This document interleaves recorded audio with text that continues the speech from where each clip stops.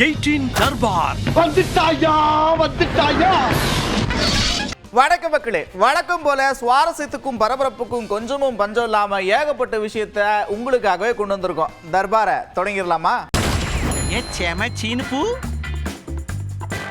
வழக்கமா கோடை காலத்துல மழை பெய்யல, வறட்சி அப்படின்னா பெரும்பாலான ஊர்களில் பருவம் தவறாம மழை பெய்யறதுக்கு சில சடங்குகள்லாம் பண்ணுவாங்க. ஒவ்வொரு ஊருக்கு ஒரு மாதிரி இருக்கும். இங்க அரியலூர் பக்கத்துல என்ன பண்ணிருக்காங்க அப்படின்னா, ரதி மன்மதன் அப்படின்ற ஒரு திருமணத்தை நடத்தி வச்சிருக்காங்க. என்னப்பா இதுல விசேஷம் அப்படின்னு கேட்டீங்கன்னா, 2 இளைஞர்களை உட்கார வச்சு திருமணத்தை நடத்திருக்கிறாங்க. இப்படி பண்ணா பருவம் தவறாம மழை பெய்யும் நம்புறாங்க.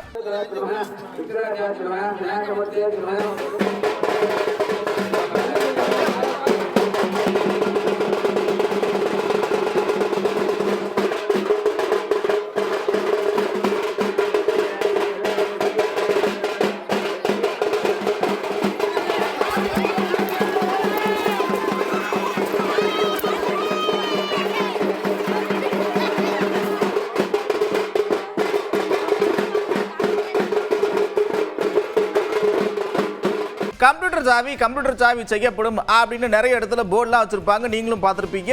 நம்ம வீட்டில் எதுவும் சாவி கீவி தொலைஞ்சிச்சுன்னா போய் செஞ்சுட்டு வருவோம். ஆனால் இதுக்கு ஏன் இந்த பேர் வச்சிருக்கிறாங்க அப்படின்னு நிறைய பேர் யோசிச்சிருப்பீங்க. இங்கே பாருங்க, அமெரிக்காவில் கம்ப்யூட்டர் சாவி என்ன அப்படின்னு காமிச்சிருக்கிறாங்க. ஒரு ஏடிஎம் மிஷின் மாதிரி ஒன்று வச்சிருக்கிறாங்க. ஏதாவது சாவி தொலைஞ்சு போச்சுன்னா நாமளே போய் செஞ்சுக்கலாம். डुप्लीकेट चाबी बनाने का मशीन है. Welcome to Kimi, the most accurate locksmith in the world. Okay, आपको स्टैंडर्ड चाबी लेनी है. Insert your key with the teeth facing up. ये चाबी हमने डाल दी अंदर. You can choose a metal piece that cut immediately and dispense from the kiosk as a key. चलो, एक केली की आ गई तैयार. ओके, सो हमें 2 चाबी के साथ 1 चाबी फ्री आई है.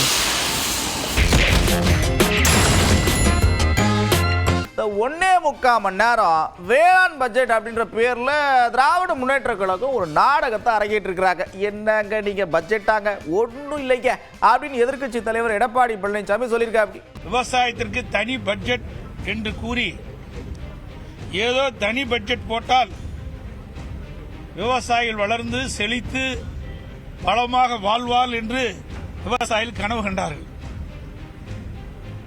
அது ஒரு போலி தோற்றம் என்பது இப்பொழுது நிரூபணமாக இருக்கின்றது. இந்த 1.25 மணி நேரம் வேளாண் பட்ஜெட்டில் வாசித்தல விவசாயிகளுக்கு நன்மை என்று பார்க்கின்ற பொழுது எதுவுமே கிடைக்கப் பெறாது, ஏமாற்றம் தான் அளிக்கிறது.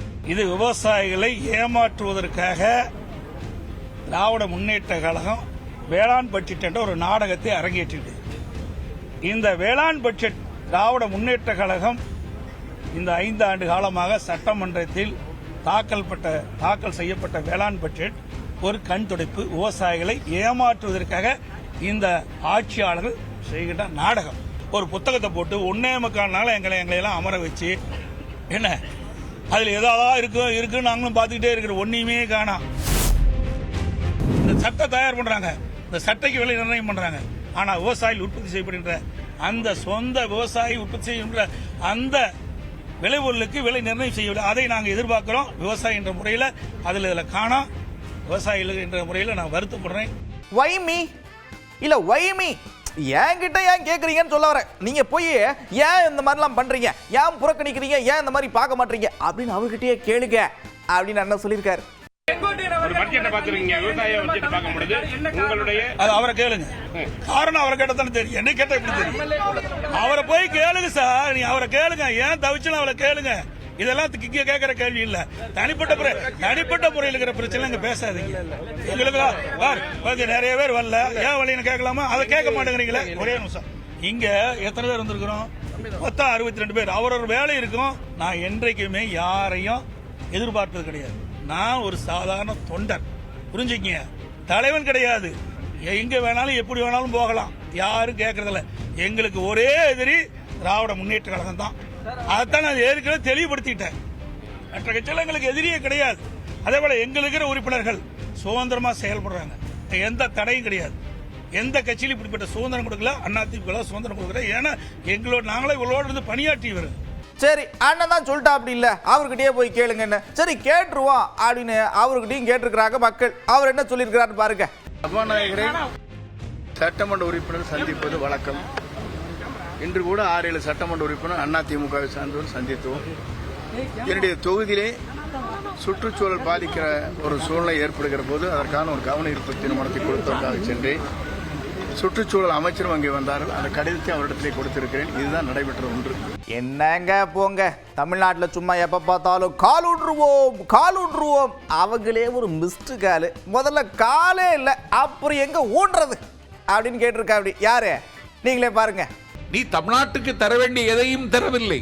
தமிழ்நாட்டில் கால் ஊணுவோம்னு சொல்லிட்டு இங்க கதை விடாத. கால் இருந்தாதான் ஊன முடியும். உனக்கு ஏது கால்? நீ தான் மிஸ்டு கால் பார்ட்டியாச்சு. உங்களுக்கு எங்க கால்? உன்னை எதுக்கு ஆதரிக்கணும்? அதுக்கு காரணத்தை சொல்லு. யாருங்க சொன்னது மும்மொழி கொள்கை வந்துச்சுன்னா சும்மா இந்தியை தான் படிக்கணும்? அப்படிலாம் இல்லை. நீங்க கன்னடா படிக்கலாம், தெலுங்கு படிக்கலாம், மலையாளம் படிக்கலாம், இந்த மாதிரி என்ன வேணா படிக்கலாம். அதுதான் மும்மொழி கொள்கை அப்படின்னு அக்கா சொல்லியிருக்காங்க. இப்போ மகாராஷ்டிரா, குஜராத் போன்ற இடங்களில் சுற்றி இருக்கின்ற மாநிலங்களில் ஹிந்தி படிக்கின்ற மாநிலங்கள், அதனால அவங்க ஹிந்தி படிச்சிருப்பாங்க. இப்போ நமக்கு சுற்றி இருக்கின்ற மாநிலங்கள் எல்லாம் நமது சகோதர மாநிலங்களான மலையாளம், தெலுங்கு, கன்னடம். ஆக நம்ம மக்கள் 3வது மொழியாக அதை எடுப்பதற்கு வாய்ப்பு இருக்கிறது. சரிக்கா, மும்மொழி கொள்கையை பத்தி சொல்லிட்டீங்க, இந்த பட்ஜெட்டை பத்தி ஒரு 2 வார்த்தை சொல்லுங்க. எல்லாமே காப்பிங்க. நீங்கள் காப்பி அடிக்கிறது, காப்பி அடிச்சுட்டு மற்றதில் மக்களுக்கான நல்ல திட்டங்கள் கொடுக்குறாங்கன்னு 9 லட்சம் கோடியை தாண்டி இன்னைக்கு இந்தியாவிலேயே அதிக கடன் வாங்குகின்ற மாநிலமாக தமிழகம் இருந்து கொண்டிருக்கிறது. ஆக ரூ போட்ட பட்ஜெட்டுக்கு ஓ போட முடியாது என்பதுதான் எனது ஒரே கருத்து. ரூ போட்ட பட்ஜெட்டுக்கு ஓ போட முடியாது. நல்லா தான் இருக்கிறீங்க, திடீர்னு உங்களுக்கு என்ன ஆயிடுது? ஏன் இப்படிலாம் நடந்துக்கிறீங்க? இதெல்லாம் தப்பு இல்லையா அப்படின்னு ரோட்ல பார்க்குற ஆடு மாடு நாயின்னு எல்லாத்துக்கிட்டையும் கேட்கணும் போல் இருக்கு. அப்படியான சம்பவங்கள் தொடர்ந்து நடந்துகிட்டு இருக்கு. இந்த சென்னையில் பாருங்க, குளத்தூர் பக்கத்தில் தாயும் மகளும் நடந்து போயிட்டு இருக்கிறாங்க. பசுமாடு ஒன்று தாக்கி காயப்படுத்தி இருக்குது. இதுக்கெல்லாம் ஒரு எண்டு இல்லையாப்பா அப்படின்னு மக்கள் கேட்குறாங்க.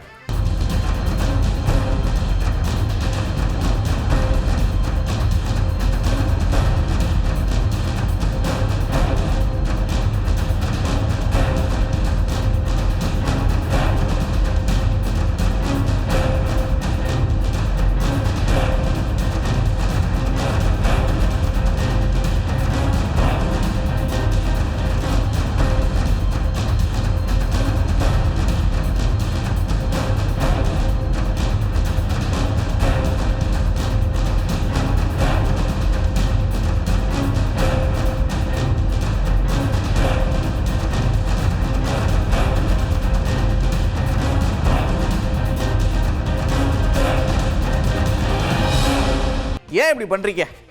உன் ஃப்ரெண்ட்ஸ்லாம் பார்த்துருக்கீங்கல்ல, இந்த வீடியோவில் பார்த்துருப்பீங்களே, பாத்திரம் தைக்கிறது, இந்த மாதிரி ஏகப்பட்ட விஷயத்த பண்ணுறாங்க. நீங்கள் இப்படி தொந்தரவு பண்ணலாமா அப்படின்னு காஞ்சிபுரம் மக்களை புலம்ப வச்சிருக்கு குரங்கு கூட்டம். உடனடியாக அதை கட்டுப்படுத்துங்க அப்படின்னு மக்கள் கோரிக்கை வச்சிருக்கிறாங்க.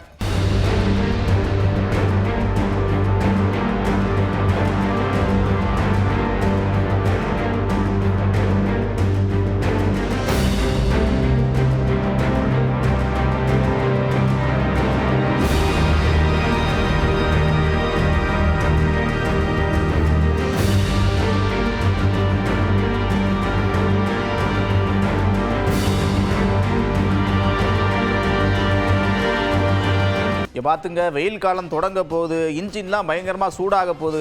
அதனால் வண்டி ஓட்டும்போது கொஞ்சம் சூதனமாக இருக்கிறதும் வண்டியை பராமரிக்கிறதும் ரொம்ப முக்கியம். இங்கே பாருங்க, இப்படி தான் ரோட்டில் போயிட்டு இருந்த கண்டெய்னர் லாரி ஒன்று திடீர்னு பற்றிக்கிட்டு எரிஞ்சிருக்குது.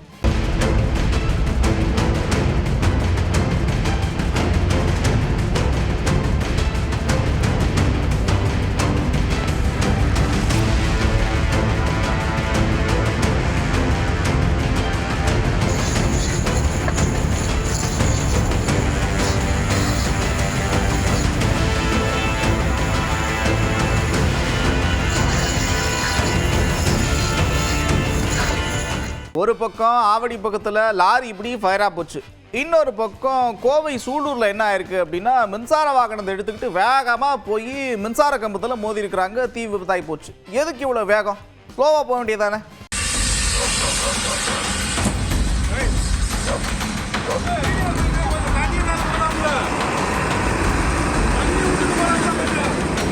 ஃபயர் ஆயிடுச்சுங்க பாருங்க ஆளு.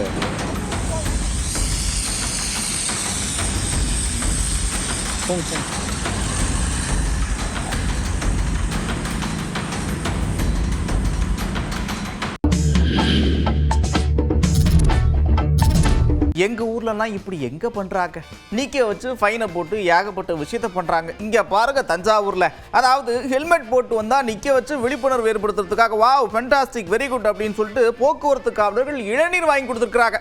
எங்க ஊர்லயும் இப்படிலாம் பண்ணுங்க அப்படின்னு கேட்டா தப்பு. ஒழுங்கா ஹெல்மெட் போட்டு போங்க. உடம்புல வேற எங்க அடிபட்டாலும் காப்பாத்திடலாம். தலை அடிபட்டு காப்பாற்ற முடியுமா?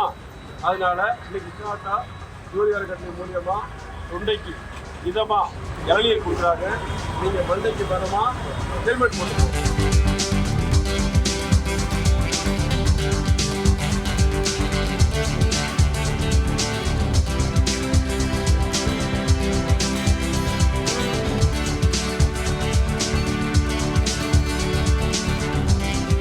சரி எங்களுக்கும் இளநீ கொடுங்க அப்படின்னு கேட்கறதெல்லாம் விட்டுவிட்டு ஒழுங்கா பைக் எடுக்கிறதுக்கு முன்னாடி ஹெல்மெட்டை மாட்டிட்டு போங்க. இப்போ அரியலூர் பக்கத்துல ஜல்லிக்கட்டு போட்டி நடந்திருக்கு பாத்துங்க. சும்மா காளைகள் சீறி வரவும் அப்படி அடக்கியிருக்காங்கன்னா பாருங்க.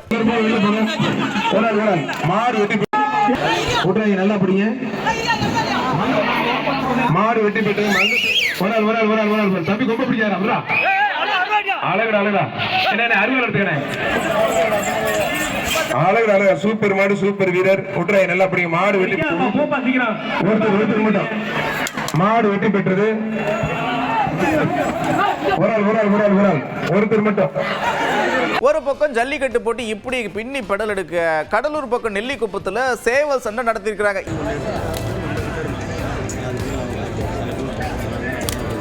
மூணு பட்டாளம் கட்சி ஜெய பண்றாங்க. இப்ப பட்டு வந்து போட்டுங்க. அந்த இடத்துல எடுத்துட்டு போங்க. கையில் இருக்கோமா வெளியே எடுத்துலாம்.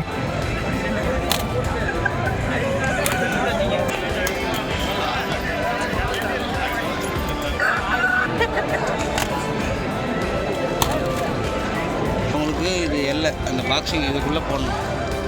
உலக புகழ் பெற்ற ஆழி தேரோட்டம் நடக்க போகுது. மக்கள்லாம் பயங்கர உற்சாகமா இருக்கிறாங்க. விழாவினுடைய தொடக்க நிகழ்வா கொடிக்கம்பத்துல கொடியை ஏற்றி உற்சாகமா விழாவை தொடங்கி இருக்கிறாங்க.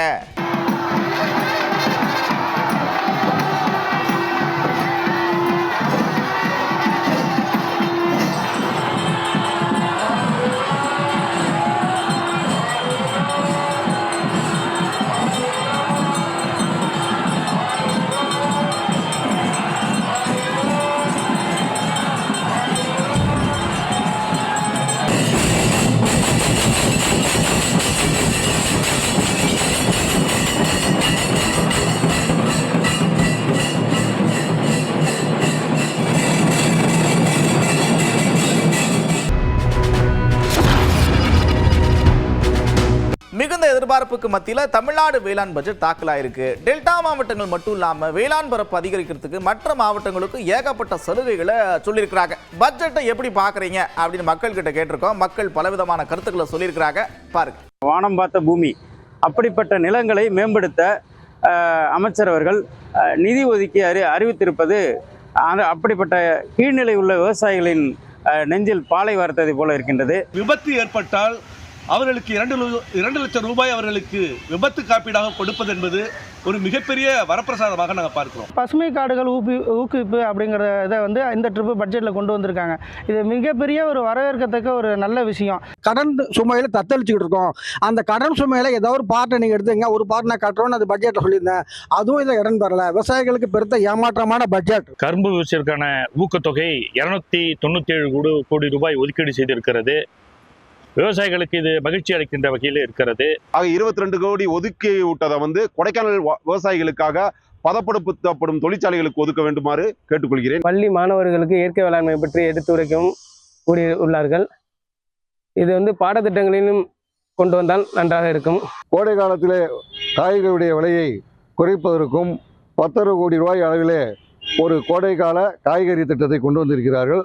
அதனையும் உள்ளபடியே வரவேற்கிறோம். மக்காச்சோள உற்பத்தியை அதிகப்படுத்துவதற்காகவும் பட்ஜெட்டில் வந்து 40.26 கோடி ரூபா வந்து நிதி ஒதுக்கி இருக்கிறத நாங்கள் தமிழ்நாடு விவசாயிகள் சங்கத்தின் சார்பாகவும் மக்காச்சோள விவசாயிகள் சார்பாகவும் வரவேற்கிறோம். மக்காச்சோளத்துக்கு 40,27,00,000 ரூபா ஒதுக்கியிருக்காங்க. விதை தரமான விதை ஹைபிரிடு அதை கொடுக்கணும். பூச்சி ஏதாவது தாக்குச்சுனாக்கா அதுக்கான மருந்துகளை விவசாயிகளுக்கு மருந்தாக கொடுக்கணும்.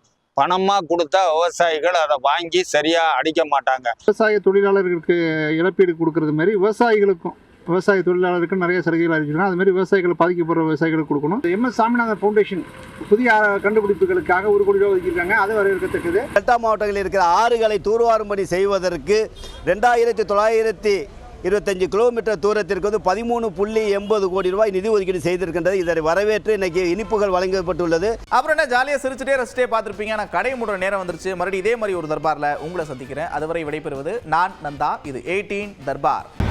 18 தர்பார் வந்துட்டாயா.